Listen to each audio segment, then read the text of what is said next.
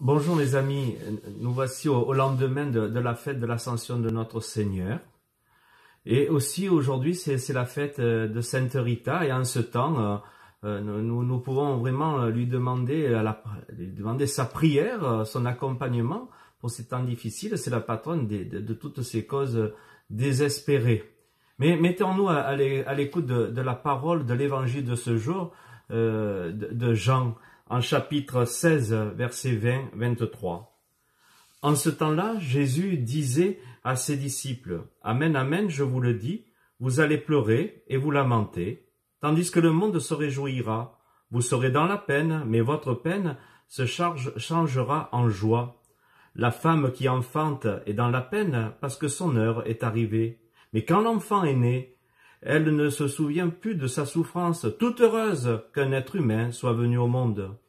Vous aussi maintenant, vous êtes dans la peine, mais je vous reverrai et votre cœur se réjouira, et votre joie, personne ne vous l'enlèvera. En ce jour-là, vous ne me poserez plus de questions. Nous pouvons qu'acclamer la parole de Dieu. » Ma petite méditation autour de ces textes, et même celui des Actes des Apôtres que nous n'avons pas entendu aujourd'hui, on peut se poser la question, quelle est cette joie dont parle Jésus? Les premiers chrétiens sont convaincus, vous savez, de cette présence invisible du Christ au quotidien, et c'est leur force, c'est leur joie.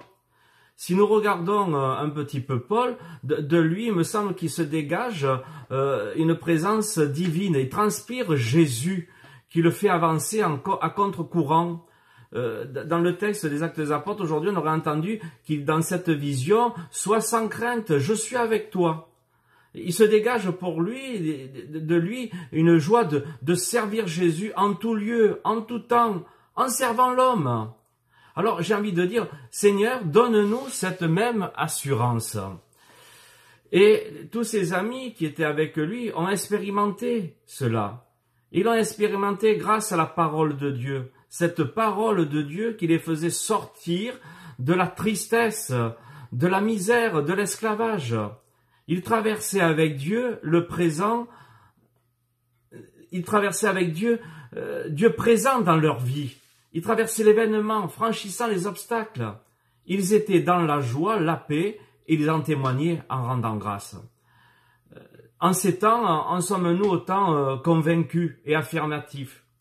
Jésus, dans le texte d'aujourd'hui, vous allez pleurer, tandis que le monde se réjouira, mais votre peine se changera en joie. Et quelle joie, mes amis! Attendez, Pâques, qui donne cette joie pour toujours. Votre peine se changera en joie. Il est ressuscité, il est vraiment ressuscité. On l'a vu. C'est bien le témoignage de Pierre et de Jean qui courent au tombeau. C'est le témoignage de ces femmes. C'est le témoignage de ses disciples et de Thomas. C'est le témoignage des témoins d'Emmaüs. Cette joie, mais personne ne vous l'enlèvera. Mes amis, il me semble qu'aujourd'hui, cette expérience du passage de l'affliction à la joie, chacun de nous l'expérimente un peu à sa manière. Chacun expérimente ce sentiment de parfois d'être à plat, découragé, dépassé par les événements, incapable finalement de trouver une solution, humainement bloqué par son propre péché ou le péché des autres, écrasé par la maladie, le doute, la solitude, et pour certains, encore plus en ces temps, une surcharge de travail. On peut penser à tous ceux qui sont dans les hôpitaux, mais aussi, qui travaillent dans les hôpitaux, mais aussi à ceux qui sont à différentes autres tâches, et pour le bien de tous, pour le bien commun. C'est aussi les épreuves familiales, ça peut être le deuil. Mes amis, est-ce avec Jésus, à partir de Jésus, que nous vivons les épreuves de ces épreuves-là? Et est-ce qu'en finalement, on met Jésus dans le coup? Faisons-nous confiance aussi, puisque nous sommes en cette période qui nous conduit à la Pentecôte, à l'Esprit Saint, qui ne demande qu'à nous sortir de la prison parfois dans laquelle nous nous enfermons, pour nous faire respirer justement cette joie de vivre en enfant de Dieu. Alors, laissons passer Dieu dans notre vie, laissons-le pousser en nous, avec nous, dans ces moments difficiles? Suis-je prêt à vivre un enfantement? Suis-je prêt à me laisser travailler par tout le sens du mystère de l'incarnation de notre Seigneur qui vient naître dans la pauvreté de notre humanité et dans l'humilité pauvre avec les pauvres?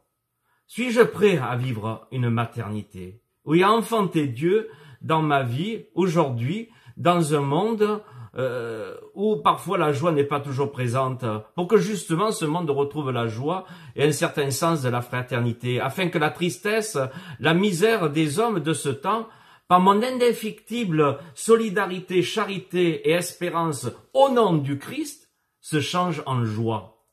Que l'amertume, comme disait saint François d'Assise, devienne douceur. Mes amis, le Christ conduit finalement à être des hommes et des femmes qui reçoivent, accueillent l'esprit des béatitudes dont je vous parlais, me semble, la semaine dernière, pour les vivre aujourd'hui, à devenir des femmes, des hommes de l'Eucharistie, qui ne cessent pas de célébrer dans leur quotidien, justement, le jeudi saint, ce lavement des pieds, et à l'accomplir avec beaucoup de joie. Il me semble qu'il nous faut retrouver, pour vraiment vivre la joie, retrouver le sens du service du frère. Tout le sens de l'Eucharistie, de ce pain partagé, qui est signe de communion. Mais il est signe de communion parce qu'il est partagé. Est-ce que nous sommes des hommes et des femmes prêts à partager ce que nous recevons dans la communion? La communion, c'est vraiment célébrer des épousailles. Ce pain partagé nous unit au Christ. La joie des noces. Et pour former un seul corps, quel sens a justement former un seul corps pour chacun d'entre nous? Parce que c'est celui du Christ, mais aussi c'est celui de l'Église. Alors, on pourrait se poser encore une fois, mais quelle peut être aussi cette joie pour Jésus? Est-ce pas la recherche pour le chrétien de la joie de vivre l'évangile dont parle le pape François, afin que l'évangile remplisse le cœur et toute la vie de ceux qui rencontrent Jésus-Christ, comme il nous dit, hein, et qu'avec Jésus-Christ, la joie, on le sait, naît et renaît toujours. Oui, que le message de l'évangile vienne combler les pauvretés de notre cité, de notre société. Faire de notre paroisse une église en sortie. Et qu'est-ce qu'il dit le pape dans le numéro 24 justement de la joie de l'évangile? L'église en sortie est la communauté des disciples missionnaires qui prennent l'initiative, qui s'impliquent, qui accompagnent, qui fructifient et qui fêtent. Joie! Elle sait aussi aller de l'avant. Elle part à la rencontre. Elle va chercher ceux qui sont loin, aux croisées de chemin, pour inviter les exclus. C'est cette communauté qui expérimente la miséricorde et qui la diffuse. Elle vit un désir inépuisable d'offrir la miséricorde. Elle assume la vie humaine, touchant la chair souffrante du Christ dans le peuple. Les évangélisateurs, parce que être une église en sortie, c'est être une église évangélisatrice, missionnaire, disciple de communion.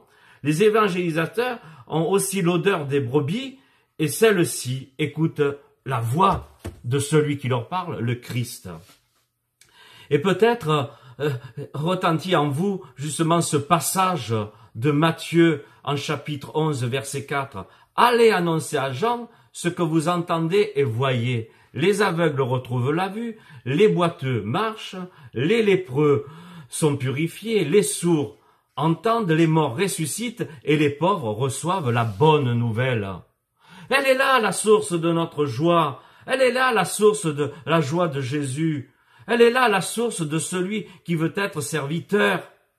Et peut-être relisez dans ce temps qui nous sépare de Pentecôte, Deus caritas est, du pape émérite Benoît XVI. Voilà peut-être une belle préparation à la conversion, à se laisser remplir, renouveler par l'Esprit Saint pour devenir des disciples missionnaires et de communion. Et je ne peux m'empêcher, là aussi, de vous lire un tout petit passage du pape Benoît qui disait comme cela: « L'Église, en tant que famille de Dieu, doit être aujourd'hui comme hier un lieu d'entraide mutuelle et en même temps un lieu de disponibilité pour servir aussi des personnes qui, hors d'elles, ont besoin d'une aide. » Alors mes amis,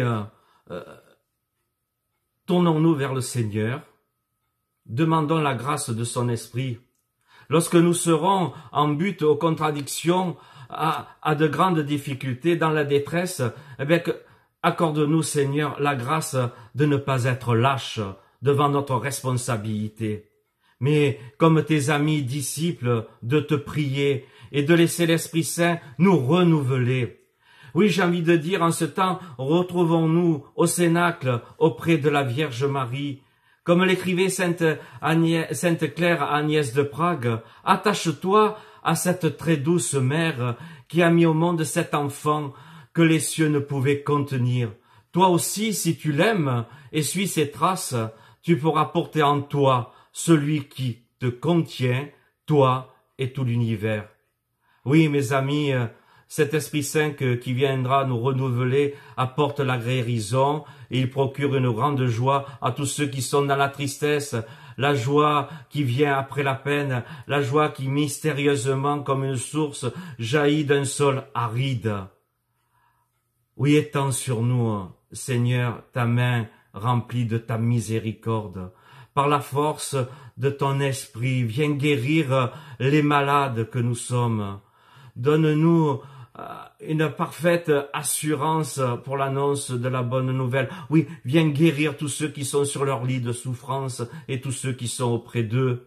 Oui, puissions-nous être remplis de l'Esprit Saint, de cette joie de Pâques, pour crier « Seigneur, ton amour est merveilleux ».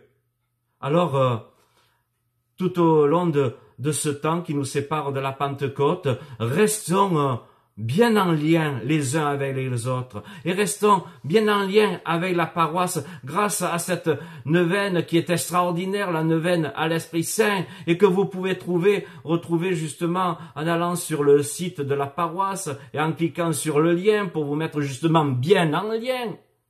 Alors, à chacun d'entre vous, une bonne neuvaine à la Pentecôte, et tout en restant bien unis, bien en communion avec l'Église, bien en communion avec le Christ, bien en communion les uns avec les autres, et ce sera une grande joie. Je vous souhaite une belle journée. Oui, soyez dans la joie et à bientôt.